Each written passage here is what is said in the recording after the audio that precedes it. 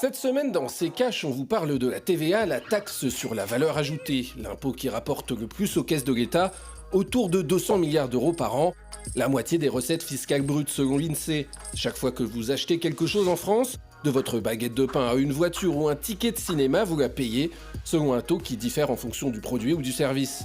Elle est partout, tout le monde la paye, c'est d'ailleurs ce qui en fait un impôt injuste.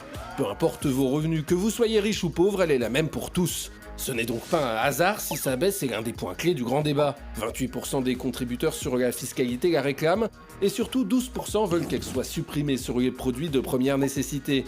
Cette dernière mesure est d'ailleurs difficilement applicable. Déjà, ça bloquerait au niveau européen. L'UE a fixé un taux minimal de TVA à 5%, hors taux spéciaux comme pour les médicaments, par souci d'harmonisation avec les autres pays membres. Et ça coûterait par ailleurs très cher à l'État, 11 milliards d'euros de pertes nettes pour les finances publiques. Alors comment rendre cet impôt plus juste sans vider les caisses de l'État? Les mesures du gouvernement suite au grand débat trouveront peut-être la bonne formule, ou pas. Et toi la TVA, t'en penses quoi Olivier? Alors Olivier? Eh bien, j'en pense que, vous l'avez dit dans le sujet, c'est que malheureusement, nous ne sommes pas souverains.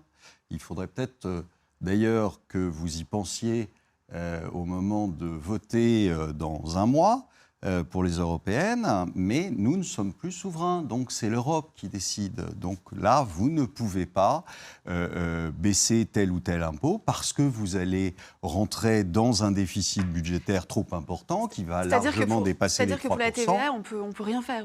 Mais c'est sur la TVA, mais c'est sur rien. C'est sur rien, c'est-à-dire qu'au final, on vous berce d'illusions encore en vous disant qu'on va baisser les impôts.